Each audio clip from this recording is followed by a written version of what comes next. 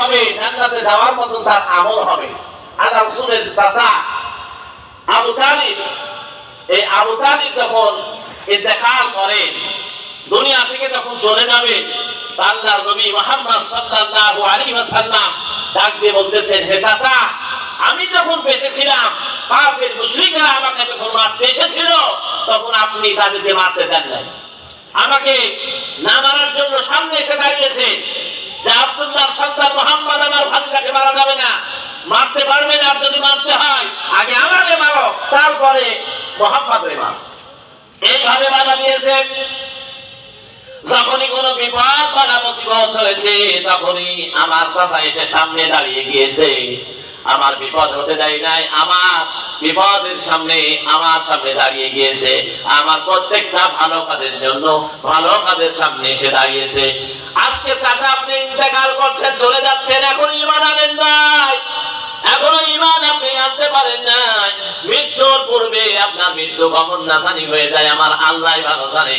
অন্তত মৃত্যুর আগে লা ইলাহা ইল্লাল্লাহ কালিমাটা পড়ে, এই কালিমাটা পড়ে আল্লাহর নবীর চাচাকে বললেন লা ইলাহা ইল্লাল্লাহ, এই পর্যন্ত পড়ে মুহাম্মাদুর রাসূলুল্লাহ। এটা আপনার বলা লাগবে না, এটা আপনার পড়া লাগবে না, আপনি শুধুমাত্র একটা বার বলেন লা ইলাহা ইল্লাল্লাহ।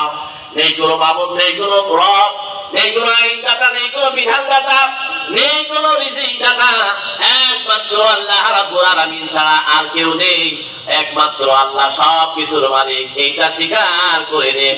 ওগো চাচা, এখন যদি আপনার মৃত্যু হয়ে যায়, এখন যদি দুনিয়া থেকে আপনি চলে যান, কাল কিয়ামতের ময়দানে কিয়ামতের কোর্টে আমি আল্লাহর সঙ্গে সুপারিশ করে আপনারে আমি হাত ধরে জান্নাতে নিয়ে যাব। জোরে বলুন সুবহানাল্লাহ। এজন্য ভাইয়েরা আমি বলছি, এজন্য আল্লাহ নবী বলেছেন ঈমান নিয়ে আসো, ঈমান নিয়ে আসলে পরে আমি তোমার জন্য জান্নাতে নিয়ে যেতে হলে যা যা করা দরকার আমার আল্লাহর কাছে আপনার জন্য সুপারিশ করে জান্নাতে নিয়ে যাব।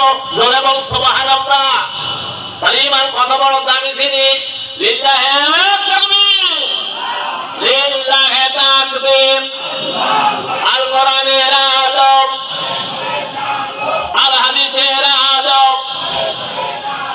আল্লাহু আকবার। প্রধান অতিথি সাহেবের আগমন, জনাব মাওলানা আলহাজ মঞ্জুর রহমান সাহেবের আগমন। লিল্লাহি তাকবীর। আলহামদুলিল্লাহ।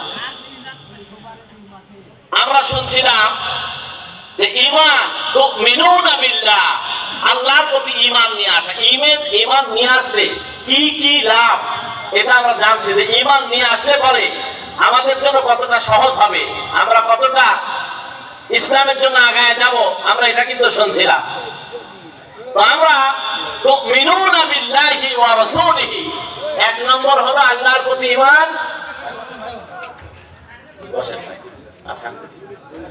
এক নম্বরে হলো আল্লাহর প্রতি ঈমান, দুই নম্বরে হলো আমার রাসূলের প্রতি ঈমান নিয়ে আসা, রাসূলদের উপরে নবীদের উপরে ঈমান নিয়ে আসা। বলুন সুবহানাল্লাহ।